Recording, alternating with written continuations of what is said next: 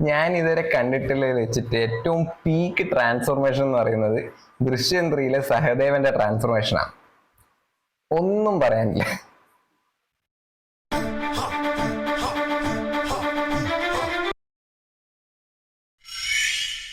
കാട്ടാളിനെ പറ്റിയിട്ടൊരു video എന്ന് വിചാരിച്ചിട്ടുള്ളൂ. പക്ഷേ പറഞ്ഞു വന്നപ്പോൾ എല്ലാ സിനിമകളെ പറ്റി സംസാരിക്കാൻ തോന്നി. അപ്പം എല്ലാം കൂടി ഒറ്റ വീഡിയോയിൽ വരിക. ഓക്കെ, ഈ സിനിമകളെല്ലാം കണ്ടിട്ട് ഇത് കാണുന്നതായിരിക്കും ഏറ്റവും നല്ലത്. പറഞ്ഞു വരുമ്പോൾ ഏതാണ്ട് ഒരു 5 പടത്തിനെ പറ്റി ഞാൻ സംസാരിക്കുന്നുണ്ട്. സോ കണ്ടിട്ടുള്ളവർ കാണാൻ ശ്രമിക്കുക. കാണാത്ത സിനിമകൾ സ്കിപ്പ് ചെയ്ത് അടുത്ത കണ്ടിട്ടുള്ള സിനിമകളെ പറ്റിയിട്ടുള്ള വീഡിയോ കാണാൻ, കണ്ട സിനിമകളുടെ റിവ്യൂസ് കാണാൻ വേണ്ടി ശ്രമിക്കുക. കാണാത്ത സിനിമകൾ സ്കിപ്പാക്കി വിടാൻ. കാരണം ഞാൻ സ്പോയിലർ ചിലപ്പം പറയുന്നതായിരിക്കും. സ്പോയിലേഴ്സ് ഉണ്ടാവാൻ ചാൻസ് ഉണ്ട്. അതുകൊണ്ട് കണ്ട സിനിമകളുടെ ഭാഗങ്ങൾ കാണുന്നതായിരിക്കും നല്ലത്. അല്ലാത്തത് സ്കിപ്പ് ചെയ്യാം. മെയ് മാസം ഫസ്റ്റ് വന്നത് പേട്രിയറ്റ് ആയിരുന്നു. ഫസ്റ്റ് മെയ്യിലായിരുന്നു റിലീസായത്. പക്ഷെ ഞാൻ ടിക്കറ്റ് വരെ ബുക്ക് ചെയ്തതാണ്. പക്ഷെ എനിക്ക് കാണാൻ പറ്റിയില്ല. ഞാൻ സൺഡേ 3-ാം തീയതി കണ്ടത്. ആ സമയം ആകുമ്പോഴത്തേക്ക് തന്നെ ഏകദേശം റിവ്യൂസ് ഒക്കെ വന്നു. ഒരു മിക്സ്ഡ് ഒപ്പീനിയനും കാര്യങ്ങളൊക്കെ. ഒരു ആവറേജ് പടം പ്രതീക്ഷിച്ചാണ് ഞാൻ കാണാൻ പോകുന്നത്. പോയി കണ്ടപ്പോഴത്തേക്ക് ഒരു എൻഗേജിങ് ആയ ഫിലിമായിരുന്നു. നല്ല പെർഫോമൻസസ് ഉള്ള സിനിമയായിരുന്നു. ടെക്നിക്കലി നല്ല സിനിമയായിരുന്നു. പക്ഷെ അപ്പോഴും എനിക്ക് ക്ലിയർ ആയിരുന്നു എന്തുകൊണ്ടാണ് ഈ സിനിമയ്ക്ക് ഒരു മിക്സ്ഡ് ഒപ്പീനിയൻ വന്നതെന്നുള്ളത്. കാരണം ഇതിനൊരു പ്ലോട്ട് വൈസ് തന്നെ നമുക്ക് മമ്മൂക്ക ലാലേട്ടൻ കോംബോ എന്നുള്ളതൊരു സൈഡാക്കാം, അത് പറയാം. പക്ഷെ ഈ പ്ലോട്ട് എന്ന് പറയുന്നത് തന്നെ അത്യാവശ്യം വൈഡ് ആയിട്ടുള്ളൊരു കോൺസെപ്റ്റാണ്. ആൻഡ് അതിൻ്റെ അകത്ത് തന്നെ ഏറ്റവും വലിയ ഇതെന്ന് വെച്ച് കഴിഞ്ഞാൽ പടം കണ്ടു തുടങ്ങുന്ന സമയത്ത് മമ്മൂക്കനെ ഫോക്കസ് ചെയ്തിട്ടായിരിക്കും സിനിമ പോകുന്നുണ്ടാവും. കുറച്ച് കഴിഞ്ഞിട്ട് അവൻ നൈസായിട്ട് അത് കുഞ്ചാക്കോ ബോബന്റെ കഥയിലോട്ട് ഷിഫ്റ്റ് ആവും. ഇതൊക്കെ ഒരു യൂണിവേഴ്സ് അല്ലെങ്കിൽ ഒറ്റ പ്ലോട്ടിൽ വരുന്നതായതുകൊണ്ട് കുഴപ്പമില്ല. പക്ഷേ ഫോക്കസ് ആരാ, ലൈക്ക് പ്രോട്ടഗണിസ്റ്റ് ആരാന്നുള്ളൊരു ഫീല് നമുക്ക് ഇടയ്ക്കിടയ്ക്ക് ഇങ്ങനെ മാറി മാറി വരുന്നുണ്ട്. അത് ഇനി മുമ്പും സിനിമകളിൽ സംഭവിക്കും. പക്ഷെ അത് മോസ്റ്റ്ലി സംഭവിക്കാറുള്ളത് ഒരു ആന്തോളജി അല്ലെങ്കിൽ ഒരു ഹൈപ്പർ ലിങ്ക്ഡ് ഫിലിംസിലൊക്കെയാണ്. നമ്മൾ ഇപ്പൊ 2018 നോക്കിക്കഴിഞ്ഞാൽ അല്ലെങ്കിൽ മറ്റേത് ട്രാഫിക്, ഇതിലൊന്നും അങ്ങനെ ഒരു ഒറ്റ ക്യാരക്ടറിനെ ഫോക്കസ് ചെയ്ത് പോകുന്ന സിനിമകളല്ലല്ലോ. അപ്പൊ അത് ഓരോ കഥാപാത്രങ്ങളുടെയും കഥയിലൂടെയൊക്കെ ആയിരിക്കും കടന്നു പോകുന്നുണ്ടാവും. അതുകൊണ്ട് അതൊരു പ്രശ്നമല്ല. പക്ഷെ ഈ പടത്തിന്റെ അകത്ത് ആക്ച്വലി പ്രോട്ടഗണിസ്റ്റ് ആരെയൊക്കെ നമ്മൾ ആരെ ഫോക്കസ് ചെയ്യേണ്ടത്. ഈ സിനിമ ഒരിക്കലും ഒരു ആന്തോളജി ഫിലിമായിട്ടല്ല വെച്ചിട്ടുള്ളത്. ഈ സിനിമ ഒരിക്കലും ഒരു ഹൈപ്പർ ലിങ്ക്ഡ് മൂവിയാണ്. ഇതിൽ ഒരുപാട് കഥാപാത്രങ്ങളെ കഥ ഫോക്കസ് ചെയ്യുന്നു. ലൈക്ക് ഫോക്കസ് ഏതിലോട്ടാന്ന് നമുക്ക് ക്ലിയർ ആവുന്നില്ല. അതുകൊണ്ട് തന്നെ ഇത് ഏത് ക്യാരക്ടറിനോടെ നമുക്ക് ആക്ച്വലി കണക്ട് ആവേണ്ടതെന്നൊരു പിടിയിട്ടുന്നില്ല എന്നൊരു പ്രശ്നം ഉണ്ടായിരുന്നു. അത് കഴിഞ്ഞിട്ട് പിന്നെ ഒരു വിക്ടിമിന്റെ സിറ്റുവേഷൻ വരും. പിന്നെ വിക്ടിമും മമ്മൂക്കയും കുഞ്ചാക്കോന്റെ ക്യാരക്ടറൊക്കെ കണക്ട് ആവുന്ന പോയിന്റ് ഒക്കെ ഓക്കെ. പക്ഷെ നമ്മൾ എന്തിൽ ഫോക്കസ് ചെയ്യണം എന്നുള്ളതിലാന്നൊരു കൺഫ്യൂഷൻ ഉണ്ടായിരുന്നു പടം മൊത്തത്തില്. പിന്നെ ക്ലൈമാക്സിലോട്ട് പോകുന്ന സമയത്തൊക്കെ ഇതിങ്ങനെ ക്ലിയർ ആയി വരുന്നതായാലും എല്ലാത്തും ഓക്കെ. ലൈക്ക് നമുക്ക് കണ്ടുകൊണ്ടിരിക്കുമ്പോൾ എൻഗേജിങ് ആണ്, നമ്മൾ രസമായിട്ട് കാണുന്നുണ്ട്. പക്ഷെ ഇതിലൊന്നും അങ്ങനെ ഒരു റിഫ്രഷ്മെന്റ് ടോട്ടലി ഫീൽ ചെയ്യുന്നില്ല. കോൺസെപ്റ്റ് നല്ലതാണ്, ഒരു മേക്കിംഗ് ഇടലാണ്,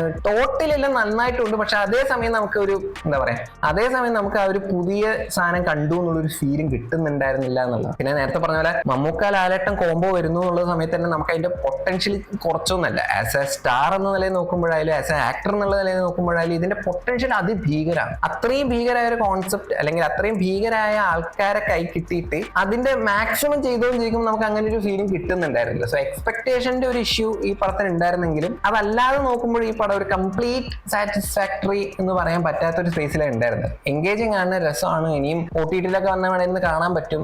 നല്ല പടമാണ്. പക്ഷെ എന്നാലും ഒരു കംപ്ലീറ്റ് ആയ ഫീല് കിട്ടാതെ പോയൊരു സിനിമയായിരുന്നു പേട്രിയറ്റ് എന്ന് പറയുന്നത്. അത് കഴിഞ്ഞിട്ട് മെയ് 14 റിലീസായ സിനിമയായിരുന്നു അതിരടി. ആക്ച്വലി മെയ് 13 വൈകിട്ട് 6:30 ഒരു പ്രിവ്യൂ പോലൊരു സാധനം കൊടുത്തിട്ടുണ്ടായിരുന്നു. ആക്ച്വലി ഭയങ്കര രസമായിരുന്നു. കാരണം ഇതിന് മുമ്പ് ഞാൻ ഇതുപോലെ ഒരു പ്രിവ്യൂ ഷോ ഉണ്ടായിരുന്നു, ഞാൻ കണ്ടിട്ടില്ല. പക്ഷെ DSRന്റെ ഇതുപോലൊരു പ്രിവ്യൂ ഉണ്ടായിരുന്നു. അതായത് ഫസ്റ്റ് ഇറങ്ങുന്ന അത് ഡേറ്റ് ഫിക്സ് ചെയ്തിട്ട് ആ ഡേറ്റിന്റെ തലേ ദിവസം രാത്രിയായിരുന്നു DSRA ആക്ച്വലി ഫസ്റ്റ് പ്രീമിയർ ചെയ്തത്. അത് ആക്ച്വലി നല്ലൊരു മാർക്കറ്റിംഗ് ഇതും കൂടിയാണ്. കാരണം ഒരു ഹൊറർ പടം റിലീസ് ചെയ്യാൻ ബെസ്റ്റ് ടൈം, ഫസ്റ്റ് ഇറക്കേണ്ട ടൈം എന്ന് പറഞ്ഞു കഴിഞ്ഞാൽ രാത്രിയാണ്. കാരണം രാത്രി കാണുമ്പോൾ ആ മൂഡിന് കറക്റ്റ് ആയിരിക്കും ആ സിനിമ. അതുകൊണ്ട് തന്നെ ആ സിനിമക്ക് നല്ലപോലൊരു റെസ്പോൺസ് ആ ടൈം കിട്ടിയിരുന്നു. ഇപ്പൊ ഒരു പകല് പോയിട്ട് ഒരു ഹൊറർ പടം കാണുന്നതിനേക്കാൾ നല്ല രസം എന്ന് പറയുന്നത് രാത്രി കാണുന്നതായിരിക്കും. അപ്പൊ അതിന്റെ ഫീൽ എല്ലാം ആ പടത്തിന് കിട്ടിയിട്ടുണ്ടായിരുന്നു. അതുപോലെ അതിരടി സിനിമ ഫസ്റ്റ് റിലീസ് ആകുമ്പോൾ 6:30 അതിന്റെ ഷോ വെച്ച് എനിക്ക് തോന്നുന്നു മോസ്റ്റ്ലി അത് യങ്സ്റ്റേഴ്സിനെ ഫസ്റ്റ് ഷോയിൽ കയറ്റാൻ വേണ്ടിയിട്ട് ചെയ്തൊരു ഇതായിരിക്കും എന്നാണ് എനിക്ക് തോന്നിയത്. കാരണം എന്ന് വെച്ച് കഴിഞ്ഞാൽ കോളേജിൽ പഠിക്കുന്നവരായാലും അല്ലെങ്കിൽ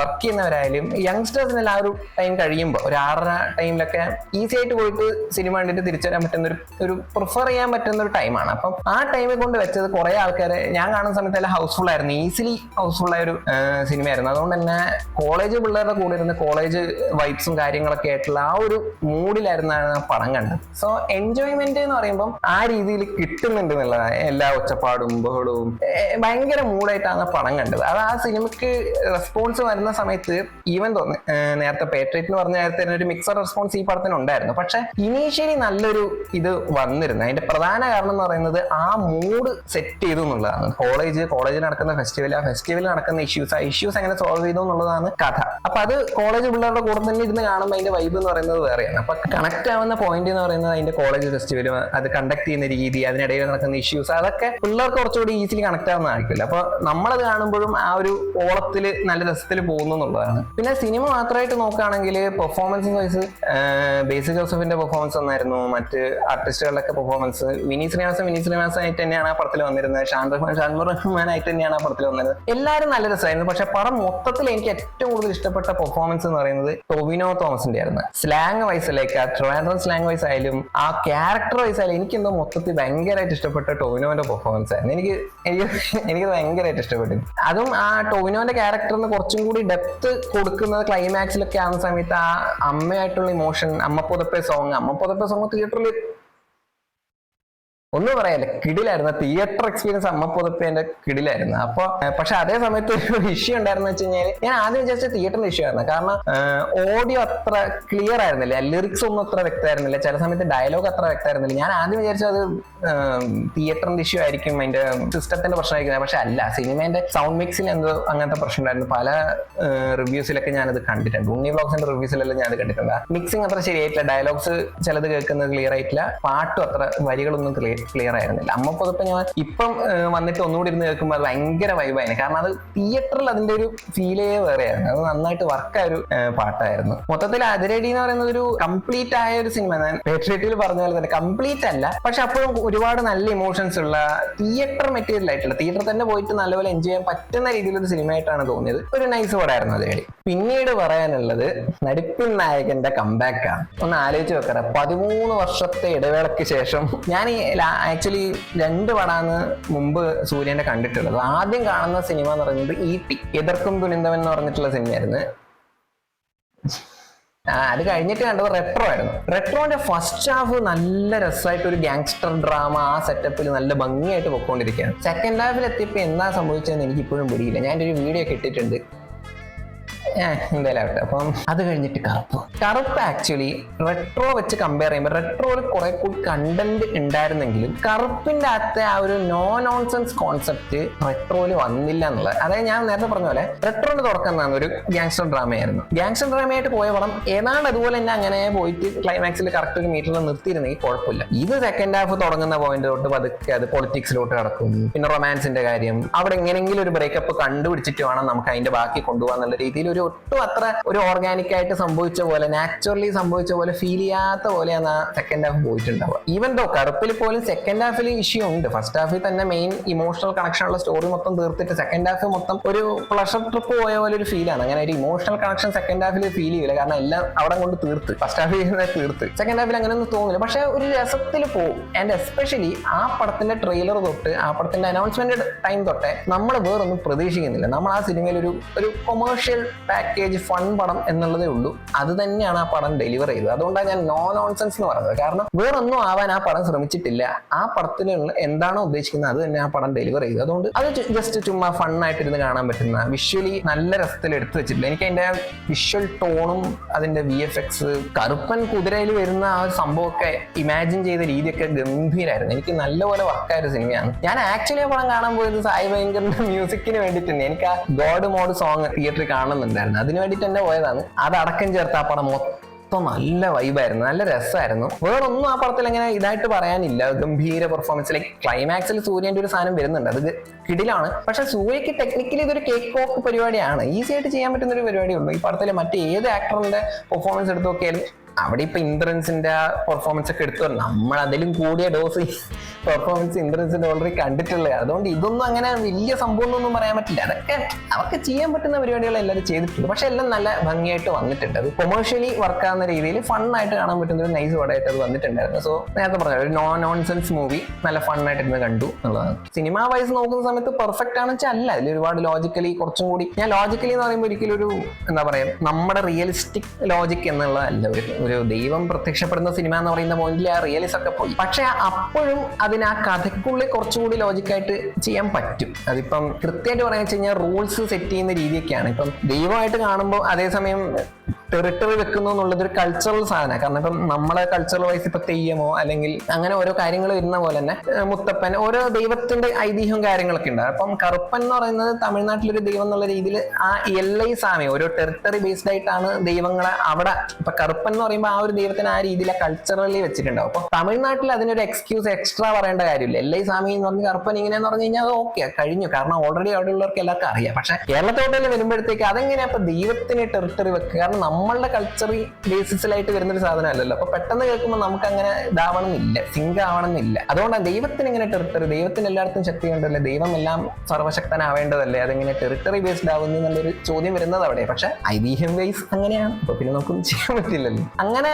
ഓരോ കാര്യങ്ങൾ, അതല്ലാതെ കഥയ്ക്കുള്ളിൽ തന്നെ ലോജിക്കൽ ആസ്പെക്റ്റിൽ ഇനിയും വെക്കാൻ പറ്റുന്ന കുറെ സാധനങ്ങളുണ്ട്. ഈ സെക്കൻഡ് ഹാഫ് ഫുൾ ഫണ്ണ് എന്നുള്ളതിനേക്കാൾ ഉപരി സെക്കൻഡ് ഹാഫിലെ ഇമോഷണൽ ആസ്പെക്റ്റിൽ ഒരു സ്റ്റോറി വെക്കായിരുന്നു. അപ്പം കുറെ കൂടി പവർഫുൾ ആയിട്ട് നമുക്ക് ഫീൽ ചെയ്തേനെ. ആ ക്ലൈമാക്സും എല്ലാം ഭയങ്കര പവർഫുൾ ആയിരുന്നു. ഇപ്പം ഇതിന് തന്നെ ആ ക്ലൈമാക്സിലോട്ട് വെക്കാൻ ഡയറക്ടറിനെ ഇൻസ്പയർ ചെയ്ത കാന്താര തന്നെയാണെന്ന് ഒരു ഇന്റർവ്യൂവിൽ കണ്ടു. അപ്പൊ അങ്ങനെ നോക്കുമ്പോൾ കാന്താരയിലെ സാധനം കുറെ കൂടി എപ്പിക് ആവാൻ കാരണം എന്ന് പറഞ്ഞു കഴിഞ്ഞാൽ ഇമോഷണൽ സാധനം ആ ക്ലൈമാക്സ് വരെ ഉണ്ട്. ഇപ്പൊ കാന്താര ഫസ്റ്റ് എടുത്ത് നോക്കിയാലും കാന്താര സെക്കൻഡ് എടുത്ത് നോക്കിയാലും ഇതിന്റെ അകത്തൊക്കെ ഈ ദൈവം പ്രത്യക്ഷപ്പെടുന്നു എന്ന് പറയുമ്പോൾ അത് വരെയും ഇമോഷൻ ഹാൻഡിൽ ചെയ്യുന്നുണ്ട്. ഇതിങ്ങനെ ചുമ്മാ ഇരിക്കുന്ന സമയത്ത് ഒരു വില്ലൻ ഉണ്ട്, എന്നാൽ പിന്നെ വില്ലനെ കൊല്ലാൻ വേണ്ടിയിട്ട് നമ്മളെ ദൈവത്തിനെ അവതരിപ്പിക്കാം എന്ന് പറയുന്നതിന് പകരം ആ ഇമോഷണൽ ഇന്റൻസിറ്റി എന്താണ്, അല്ലെങ്കിൽ ആ പർപ്പസ് എന്താണ്, അത് ലാസ്റ്റ് വരെ കൊണ്ടുപോയിട്ടാണ് അവിടെ കൊണ്ടങ്ങ് വലുതാക്കി എടുക്കുന്നുണ്ടാവും. ഇത് കറുപ്പിന്റെ അത് നോക്കി കഴിഞ്ഞാൽ ഫസ്റ്റ് ഹാഫിൽ തന്നെ അത് ഏകദേശം ആ ഇമോഷണൽ സാധനം കഴിഞ്ഞു, അത് ഫസ്റ്റ് ഹാഫിൽ തീർന്നു. പിന്നെ സെക്കൻഡ് ഹാഫിലോട്ട് അതിങ്ങനെ ആടെ ഒരു വില്ലനെ നമ്മൾ എസ്റ്റാബ്ലിഷ് ചെയ്തില്ല. അപ്പൊ എസ്റ്റാബ്ലിഷ് ചെയ്ത സ്ഥിതിക്ക് ആ വില്ലനെ നമുക്ക് വില്ലൻസ് ഒക്കെ കാണിച്ചങ്ങ് പോകണമല്ലോ. അപ്പൊ അത് ആ രീതിയിൽ ഇങ്ങനെ പോകുന്ന പോലെയാണ് സെക്കൻഡ് ഹാഫ് ഉണ്ടാവുക. അതും കുറച്ചും കൂടി ഇമോഷണൽ ആക്കിയിരുന്നെങ്കിൽ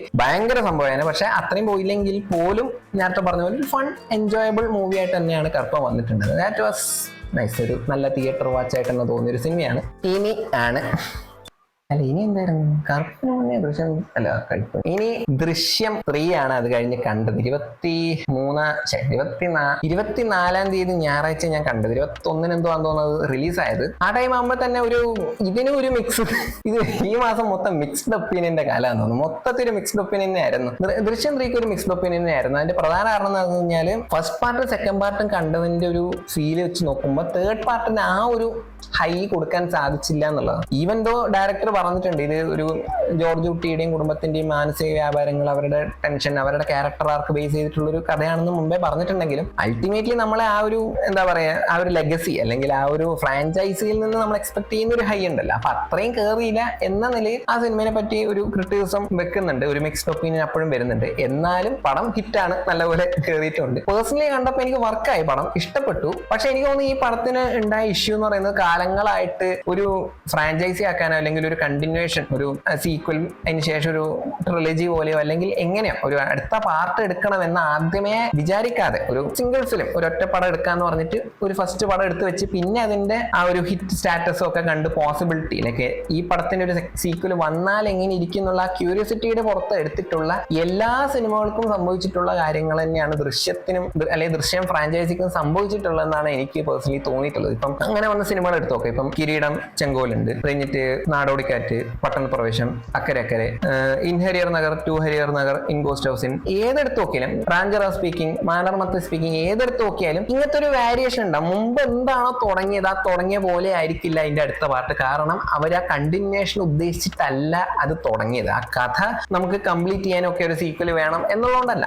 ആ പടം സ്റ്റാൻഡ് ലോൺ ഫിലിമായിട്ട് തന്നെ ഓക്കെയാണ്. പക്ഷെ ആ കഥയ്ക്ക് ഒരു കണ്ടിന്യൂവേഷൻ വന്നാൽ എങ്ങനെ ഇരിക്കും എന്നുള്ള നിലയിലാണ് ഈ സിനിമകളുടെയൊക്കെ അടുത്തടുത്ത ഭാഗങ്ങൾ ഉണ്ടാവുന്നത്. അപ്പൊ അതിൻ്റെതായ ഇഷ്യൂസ് ആ പടത്തിനുണ്ട്. കിരീടം, ചെങ്കോൽ എടുത്തു പോയി കഴിഞ്ഞാൽ കുറെ ആൾക്കാർക്ക് ഇപ്പോഴും ആക്സെപ്റ്റ് ചെയ്യാൻ പറ്റാത്തൊരു ക്യാരക്ടർ ആർക്കാണ് അതിലെ അച്ഛന്റെ ക്യാരക്ടർ, സേതുമാധവന്റെ അച്ഛന്റെ ക്യാരക്ടറിന്റെ ആ ഒരു ഇത്. കാരണം തുടക്കത്തിൽ ആ ക്യാരക്ടർ അത്രയും അഭിമാനിയായിട്ട്, ആ അഭിമാനത്തിന്റെ പുറത്ത് ഇത്രയും പ്രശ്നങ്ങൾ ഉണ്ടാകും. അത്രയും അഭിമാനിയായ ഒരു ക്യാരക്ടർ എങ്ങനെ സെക്കൻഡ് പാർട്ടിൽ എത്തുമ്പോൾ ഇത്രയും നശിച്ച ഒരു അവസ്ഥയിലോട്ട്, അത് അത്രയും അധപ്പതനത്തിലോട്ടാണ് പോകുന്നത്. അങ്ങനെ ഒരു ക്യാരക്ടറായിട്ട് എങ്ങനെ മാറാൻ കഴിയും? അത് ആൾക്കാർക്ക് ആക്സെപ്റ്റ് ചെയ്യാൻ ഭയങ്കര ബുദ്ധിമുട്ടുണ്ടായിരുന്നു. അത് ആ സമയത്ത് ഇപ്പോഴും ചർച്ച ചെയ്യപ്പെടുന്ന ഒരു കാര്യമാണ്, ആ ക്യാരക്ടർ എങ്ങനെ അത്രയും മോശമാവാന്നുള്ളത്. അതിന്റെ അണിയറ പ്രവർത്തകർ പറഞ്ഞ് കേട്ടിട്ടുള്ള ഒരു ഇതാണ്, അതായത് ഒബ്വിയസ്ലി അതിന്റെ ക്യാരക്ടേഴ്സിന് അത്രയും മോശമായ സാഹചര്യത്തിലൂടെ കടന്നു പോകുമ്പോൾ കുറെ മാറ്റങ്ങൾ, പ്രതീക്ഷിക്കാത്ത തരത്തിലുള്ള മാറ്റങ്ങൾ അവർക്ക് ഉണ്ടാവും എന്നുള്ളത്. കാരണം അത്രയും ദുരന്തമായിട്ടുള്ളൊരു സാഹചര്യത്തിലൂടെയാണല്ലോ അവർ കടന്നു പോകുന്നത്. അപ്പൊ അത്തരം മാറ്റങ്ങൾ ഉണ്ടാവുന്നുള്ളത്. അതേ കോൺസെപ്റ്റ് തന്നെയാണ് ഇവിടെയും വന്നിട്ടുള്ളത്. അതല്ലാതെ നോക്കിയാലും മറ്റ് ചിത്രങ്ങൾ, ഇപ്പം റാംജറ സ്പീക്കിംഗ് എടുത്തു നോക്കുക. റാംജറ സ്പീക്കിംഗിൽ എടുത്തു നോക്കിക്കഴിഞ്ഞാൽ വളരെ റിയലിസ്റ്റിക് ആയിട്ടുള്ള, അൾട്ടിമേറ്റ്ലി റിയലിസ്റ്റിക് ആയിട്ടുള്ള പട്ടിണി, ദാരിദ്ര്യം, തൊഴിലില്ലായ്മ, ഇതിൻ്റെ അകത്തൊക്കെ ഭയങ്കര ഇന്റൻസ് ആയ ഡ്രാമ കണ്ടെത്തിയിട്ട് ഉണ്ടാക്കിയ ഒരു സിനിമയായിരിക്കും റാംജറ സ്പീക്കിംഗ് എന്നുള്ളത്. അത്രയും ഇന്റൻസ് ആണ്. അതിന്റെ എപ്പോൾ ഇരുന്ന് കണ്ടാലും നമുക്ക് അതിൽ ആ ഇമോഷണൽ സാധനം ഭയങ്കരമായിട്ട് കൊളുത്തും. കാരണം അത്രയും ഇന്റൻസ് ആണ് അതിലെ ഇമോഷൻ എന്ന് പറയുന്നത്. പക്ഷെ സീക്വലിലോട്ട് എത്തുമ്പോൾ it's more about the comedy, more about the fun. അങ്ങനെ ആ രീതിയിലായിരിക്കും ഇത് എടുത്തു വെച്ചിട്ടുണ്ടാവും. ത്രില്ല് ആസ്പെക്ട് എല്ലാം അതുപോലെ തന്നെ ഉണ്ട്, പക്ഷെ കുറച്ചുകൂടി കോമഡിക്ക് പ്രാധാന്യം കൊടുത്തിട്ടുണ്ടാവും. ഞാൻ നേരത്തെ പറഞ്ഞ പോലെ തുടക്കത്തിൽ ഉണ്ടായിരുന്ന ആ തൊഴിലില്ലായ്മയും ദാരിദ്ര്യവും അതിന്റെ എല്ലാ ശക്തിയോടും കൂടിയുള്ള ഒരു ജീവിതത്തെ ബാധിക്കുന്ന രീതിയെ കാണിച്ചു വെച്ച ആ ഒരു ഇന്റൻസിറ്റി സീക്വലില് ഉണ്ടായിട്ടില്ല. മാനർമത്തെ സ്പീക്കിങ്ങിൽ അത്ര ഇന്റൻസ് ആയിരുന്നില്ല. കുറച്ചുകൂടി ഒരു കൊമേഴ്ഷ്യൽ ആംഗിൾ തന്നെയാണ് വന്നിട്ടുണ്ടാവുക റാംജറ സ്പീക്കിംഗ് വെച്ച് കമ്പയർ ചെയ്യുമ്പോൾ. അതല്ലാതെ നോക്കിക്കഴിഞ്ഞാൽ ഇപ്പൊ ഇൻഹരിയർ നഗർ നോക്കിക്കഴിഞ്ഞാൽ ഇതിന്റെ ഡയറക്ടർ ലാല് തന്നെ പറഞ്ഞിട്ടുള്ളത് അപ്പുക്കുട്ടന്റെ ക്യാരക്ടർ കൂടുതൽ കോമിക്കായി പോയി, കോമിക്കലായിട്ട് വന്നു എന്നുള്ളത്. കാരണം അത് കണ്ടാൽ തന്നെ മനസ്സിലാൻ പറ്റും, തുടക്കത്തിൽ അത്ര ഒരു പൊട്ടനല്ല അപ്പുക്കുട്ടന്റെ ക്യാരക്ടർ.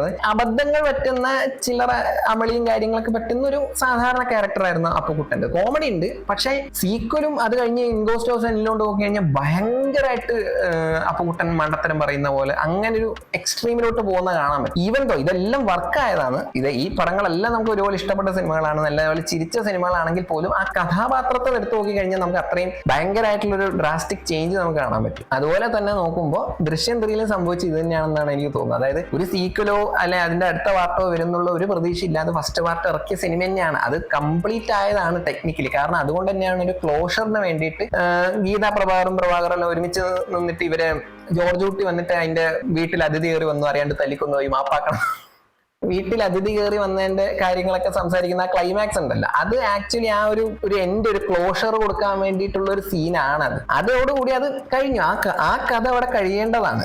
ഇത് അതിന്റെ പൊട്ടൻഷ്യൽ കണ്ടിട്ട് എന്നാ ഓക്കെ ഇതിനൊരു സീക്വൽ ഉണ്ടായാൽ എങ്ങനെയായിരിക്കും എന്ന് ചിന്തിച്ച് ഉണ്ടാക്കിയതാണ് അതിന്റെ സീക്വലില് അത് വർക്കായി. അത് ഓക്കെ, അതിന്റെ ആ ഒരു ഫസ്റ്റ് ദൃശ്യത്തിൽ എങ്ങനെയായിരുന്നു ഉണ്ടായിരുന്നത് അതിന്റെ തന്നെ കുറച്ചും കൂടി ഒന്ന് പൊലിപ്പിച്ച, ലൈക്ക് കഥാപാത്രങ്ങളിൽ കുറെ ചേഞ്ചസ് ഒക്കെ സംഭവിച്ചു. ഈ ഒരു സ്റ്റേറ്റിൽ അവർക്ക് എന്തൊക്കെ ചെയ്യാൻ പറ്റും എന്നുള്ള ആ ഒരു ചിന്താഗതിയിൽ നിന്നുണ്ടായതാണ് ദൃശ്യം 2. ദൃശ്യം 2 വാസ് ഓൾസോ നൈസ്. ദൃശ്യം 1 വെച്ച് നോക്കുമ്പോൾ 1 ആ ഒരു ഓർഗാനിക്കലായിട്ട് ഒരു മിഡിൽ ക്ലാസ് ഫാമിലി പെട്ടെന്ന് ഇങ്ങനെ ഒരു സാഹചര്യത്തിൽ എത്തുമ്പോൾ ഒരു 4ാം ക്ലാസ്സുകാരന്റെ ബുദ്ധിയും വെച്ചുകൊണ്ട് അതിനപ്പുറത്ത് ചെയ്ത് വെക്കുന്നത് കാണുമ്പോൾ ഉണ്ടാകുന്ന ഒരു ഞെട്ടലുണ്ടല്ലോ, നമുക്ക് അതൊരിക്കലും ദൃശ്യം 2 വരില്ല. കാരണം നമുക്ക് ഓൾറെഡി ജോർജ് കുട്ടീന്റെ കപ്പാസിറ്റി അറിയാം. അതുകൊണ്ട് ഇത്തവണ ജോർജ് കുട്ടി എന്നാ ചെയ്യാന്നുള്ള ആ ഒരു ക്യൂരിയോസിറ്റി ആയിരുന്നു അതിൽ നമ്മൾ ഇംപ്രസ് ചെയ്യുന്ന രീതിയിൽ അടുത്തടുത്ത ട്വിസ്റ്റും കാര്യങ്ങളൊക്കെ ആയിട്ട് ദൃശ്യം 2 നല്ല ഭംഗിയായിട്ട് വന്നു. പക്ഷെ 3 വരുന്ന പോയിന്റിൽ എനിക്ക് തോന്നുന്നു ഇതിന് മുമ്പുള്ള ചില ഇന്റർവ്യൂസിലൊക്കെ ജിത്തു ജോസഫ് പറഞ്ഞിട്ടുണ്ട് ഇതിന്റെ ക്ലൈമാക്സ് ഇങ്ങനെ ആവണം എന്നുള്ളത്. അപ്പൊ എനിക്ക് തോന്നുന്നു ആ ഒരു ക്ലൈമാക്സിൽ നിന്ന് റിവേഴ്സ് ആയിട്ട് ചിന്തിച്ചാണ് ഈ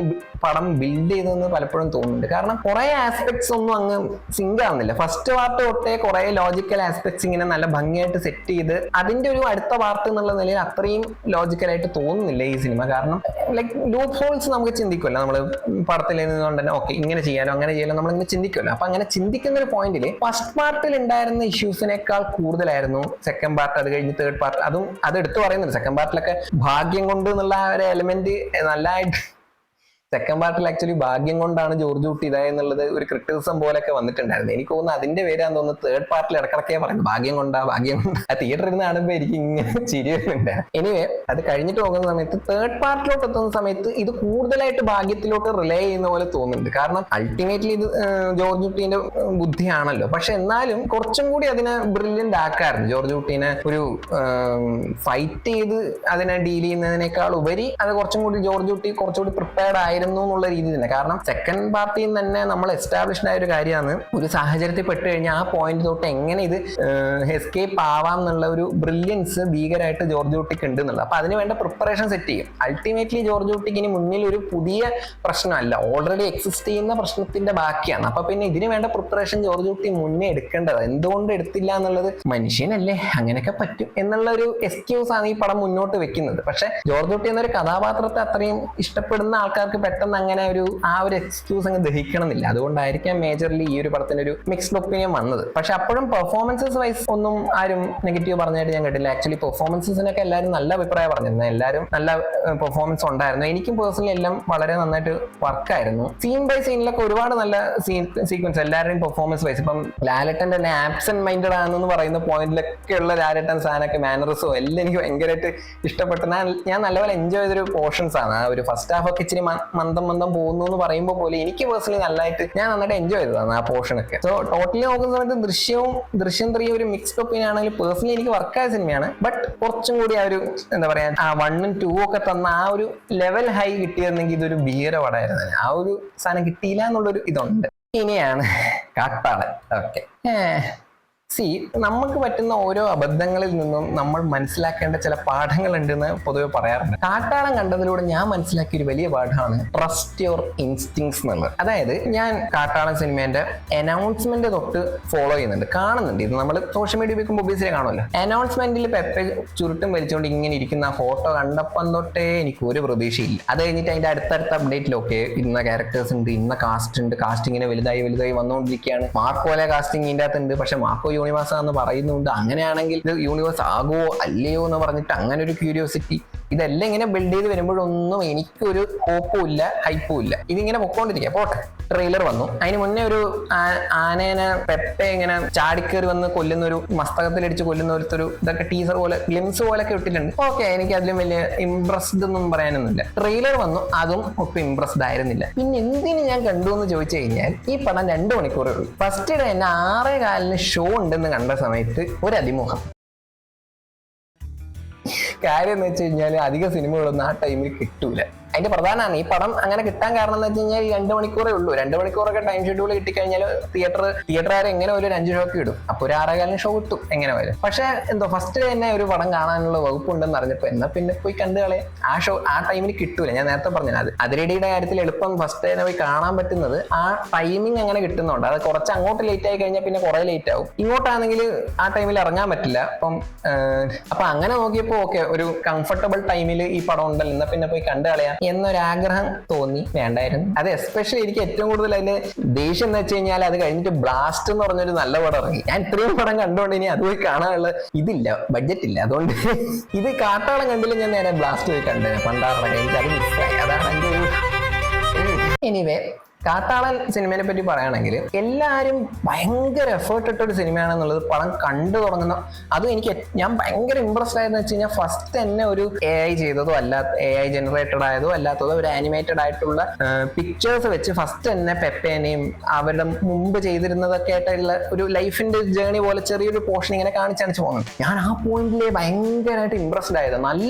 നല്ല വർക്കായിരുന്നു അത്. ആ ഒരു തുടക്കത്തിലൊക്കെ ഭയങ്കര രസമായിട്ട് നല്ലൊരു ഇന്ത്യൻ സാധനം കിട്ടി തുടങ്ങി ഫീൽ ചെയ്തത്. പക്ഷെ മെയിൻ പടം തുടങ്ങിയ പോയിന്റ് തൊട്ട് നമുക്ക് എവിടെ ഒരു ഫീല് കിട്ടുന്നില്ല, എവിടെയും കണക്ട് ആവുന്നില്ല. മേ ബി ഇവര് അത്യാവശ്യം എടുത്തു വെച്ചിട്ട് ഇത് ഇങ്ങനെ എടുത്താൽ പോരാ, നമുക്ക് കുറച്ചുകൂടി ട്രിം ആക്കാം, അതാകുമ്പോൾ വേഗത്തിൽ അതിങ്ങനെ പോകുമ്പോൾ നമ്മൾ എൻഗേജ്ഡ് ആയി പൊക്കോളം വെച്ചിട്ടാന്ന് തോന്നി. ഇവർ മാക്സിമം ട്രിം ചെയ്തിട്ടാണ് പടം കാണിച്ചത്. അതുകൊണ്ട് തന്നെ എന്തൊക്കെയോ നടക്കുന്നുണ്ട് എന്നുള്ളതല്ലാതെ നമുക്ക് ഇമോഷണലി കണക്ട് ആവാനുള്ള ഒരൊറ്റ സീൻ പോലും ഇവർ മര്യാദയ്ക്ക് എടുത്തിട്ടുണ്ട്. എല്ലാം ഉണ്ട്. അപ്പൊ നമ്മൾ നോക്കി കഴിഞ്ഞാൽ ഇമോഷണലി നമ്മളെ കണക്ട് ആക്കുന്ന സീക്വൻസ് എന്തൊക്കെയാണ്? ഒരു സാധാരണക്കാരല്ലേ, സാധാരണ കുറച്ച് ആൾക്കാരുണ്ട്, കുറച്ച് ആൾക്കാർ ഉപദ്രവിക്കുന്നുണ്ട്, അതിൽ കുട്ടിയുണ്ട്, സ്ത്രീകളുണ്ട്, ഇവരൊക്കെ പീഡിപ്പിക്കപ്പെടുന്നുണ്ട്, ഇവരൊക്കെ ഉപദ്രവിക്കപ്പെടുന്നുണ്ട്. ഈ ഉപദ്രവിക്കുന്ന ആള് വില്ലനാണ്, അപ്പൊ ആ വില്ലൻ ചാവണം എന്ന് നമുക്ക് തോന്നണമല്ലോ. അതിനുള്ള സമയം കൊടുക്കുന്നില്ല. ഇവരിങ്ങനെ പെട്ടെന്ന് ഇതിങ്ങനെ തീർത്ത് കഴിയും, അതങ്ങ് തീർക്കണമല്ലോ വെച്ചിട്ട് പെട്ടെന്ന് തീർക്കും. നമുക്ക് അങ്ങനെ ഇമോഷണലി കണക്ട് ആവാനുള്ള സമയമൊന്നും കിട്ടുന്നില്ല. എല്ലാം വളരെ പെട്ടെന്നായിരുന്നു. എല്ലാം കഴിഞ്ഞിട്ട് അവസാനം പെട്ടെന്ന് വരുമ്പോഴത്തേക്കും പെപ്പ വരുന്നുണ്ട്, അടി തുടങ്ങുന്നുണ്ട്, എന്തെല്ലോ ചെയ്യുന്നുണ്ട്. ഓക്കെ അത് കഴിഞ്ഞിട്ട് ഓക്കെ എന്നാ ഉദ്ദേശിക്കുന്നു നോക്കാന്ന് വെച്ചിട്ട് ഇങ്ങനെ ഇരിക്കുന്ന സമയത്ത് ഇതിങ്ങനെ ഒരു ഫ്ലോയിൽ പൊക്കോണ്ടിരിക്കുക എന്നുള്ളതല്ല അല്ലാതെ നമുക്ക് ഇതിനോടൊരു ഇൻട്രസ്റ്റ് ഫീൽ ചെയ്യുന്നില്ല, നമ്മൾ ഇംപ്രസ്ഡ് ആവുന്നില്ല. ഇത് കണ്ടുകൊണ്ടിരിക്കുമ്പോൾ നമുക്കൊരു രസം തോന്നുന്നുണ്ട്, അങ്ങനെ കാര്യമായിട്ടൊന്നും തോന്നുന്നില്ല. ഈവൻ ദോ ലൈക്ക് ഞാൻ നേരത്തെ പറഞ്ഞ പോലെ ഇവരെല്ലാവരും പട്ടിപ്പണി എടുത്തിട്ടുണ്ട്, അത് കാണാനുണ്ട്. വിഷ്വലി ഭയങ്കര എസ്തെറ്റിക് ആണ്. പെർഫോമൻസസ് നല്ലപോലെ എഫേർട്ട് ഇട്ട് ഇവർ ചാടുക ഓടുക എല്ലാം ചെയ്തിട്ടുണ്ട്. ആർട്ട് ഡിപ്പാർട്ട്മെന്റ് നല്ലപോലെ പണിയെടുത്തിട്ടുണ്ട്, നല്ലപോലെ പൈസ ഇറക്കിയിട്ടുണ്ട്, എല്ലാം കാണാനുണ്ട്. പക്ഷേ കഥ വർക്കാവുന്നില്ല. ഇതായിരുന്നു പ്രശ്നം. പലരും ഒരു ബഡ്ജറ്റ് പുഷ്പ എന്നൊക്കെ പറയുന്നുണ്ട്. പുഷ്പ എന്ന് പറഞ്ഞു കഴിഞ്ഞാൽ അത് ഒട്ടും ലോജിക്ക് ഇല്ലാത്ത ഒരു ചുമ്മാ പ്യോർ ഫണ്ട് പടം എന്നുള്ള പോലത്തെ. ഞാനത് തിയേറ്ററിൽ പോയി ഞാൻ ഫസ്റ്റ് പാർട്ട് സെക്കൻഡ് പാർട്ട് കാണാം. ഫസ്റ്റ് പാർട്ടിൽ കുറച്ചെങ്കിലും ഒരു ഇന്റൻസിറ്റി ഉണ്ടായിരുന്നു, സെക്കൻഡ് പാർട്ടിൽ ഇന്റൻസിറ്റി ഒന്നും തോന്നിയിട്ടുണ്ടായിരുന്നില്ല. കഥയൊക്കെ എന്തൊക്കെയൊക്കെയോ ആയിരുന്നു. അത് വേറെ കോൺസെപ്റ്റ്, അത് വിടും. പക്ഷേ ഞാൻ ഫണ്ണായിട്ടിരുന്ന് കണ്ടൊരു സിനിമയാണ് പുഷ്പ. ലൈക്ക് ചുമ്മാ ഇങ്ങനെ എൻജോയ് ചെയ്തിരിക്കുക, അതില് പാട്ടും പരിപാടിയൊക്കെ ആയിട്ട് ചുമ്മാ രസമാണ്. ഇപ്പം പുഷ്പയിൽ തന്നെ ഒരു 2 ഐറ്റം സോങ് ഒക്കെ ഉണ്ടെന്ന് പറയാം. ഈ പടത്തിൽ ഒരു ഐറ്റം സോങ് ഉണ്ട്. ഓക്കെ, എന്നാൽ ഐറ്റം സോങ് ഉണ്ട്. ഐറ്റം സോങ് ഇങ്ങനെ രസിച്ചിരുന്ന് കാണാൻ പറ്റുമെന്ന് ചോദിച്ചു കഴിഞ്ഞാൽ അങ്ങനെ വലിയ സംഭവമൊന്നുമില്ല. ഒരു ഫ്ലോയിൽ അങ്ങനെ ഒരു ഐറ്റം സോങ് ഇങ്ങനെ വെച്ചിട്ട് പോയി, അത്രേ ഉള്ളൂ. നമുക്കതൊരു ഒരു സിഗ്നേച്ചർ ആയിട്ടോ ഒരു കാര്യമായിട്ടോ ഒരു സംഭവം ഉണ്ടെന്നോ ഒരു പാട്ട് വെക്കുമ്പോൾ നമുക്കത് എൻജോയ് ചെയ്യുന്നുണ്ട്. അങ്ങനെ എൻജോയ്മെന്റിനുള്ള സ്പേസ് ഒന്നുമില്ല. ഇവർ അതിനിടയിൽ എന്തൊക്കെയോ സംഭവിച്ചിട്ട് എങ്ങനെ പോകുന്നുണ്ട് എന്നുള്ള ആ ഒരു ഫ്ലോയിൽ അങ്ങ് തീർക്കുവാണ്.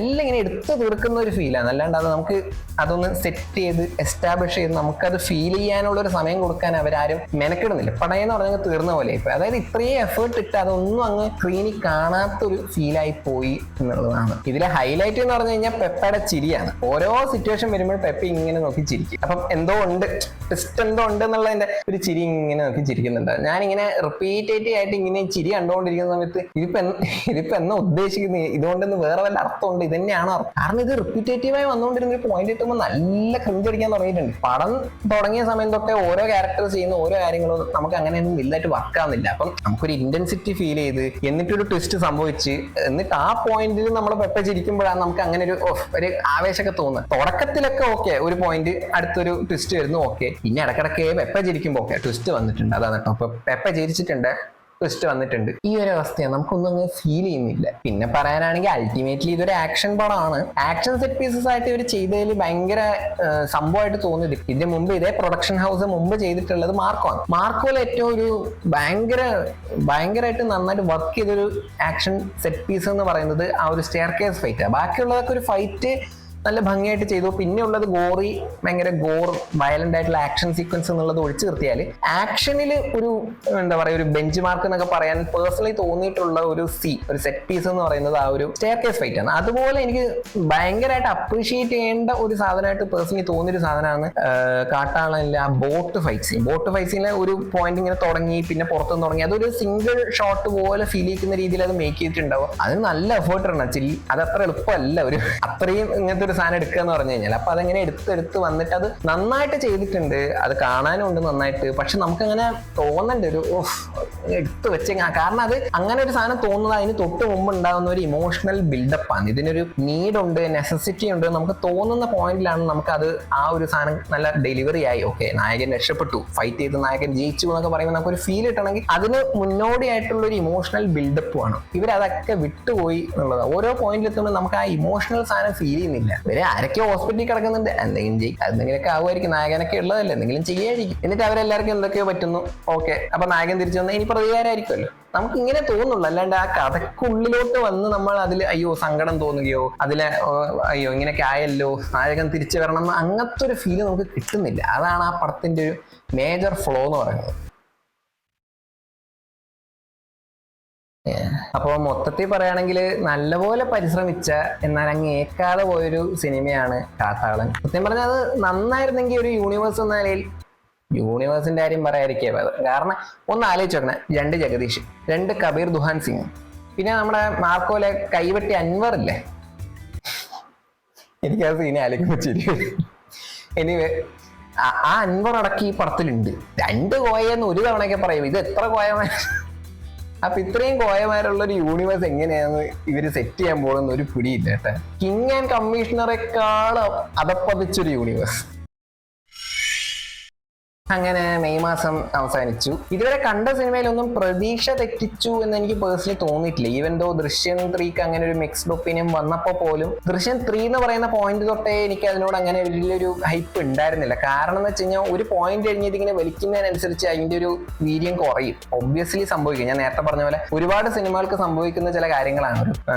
ഒരു ഫ്രാഞ്ചൈസി ആക്കണം എന്ന് വിചാരിച്ചിട്ട് തുടങ്ങാത്ത ഒരു ചിത്രം ഇവഞ്ച്വലി അങ്ങനെ ഫ്രാഞ്ചൈസി ആയിട്ട് വരികയാണെങ്കിൽ നമുക്ക് അതിനെ അങ്ങനെ പ്രതീക്ഷിക്കാൻ പറ്റില്ല. കാരണം ഇറ്റ് ഡിപ്പെൻസ്.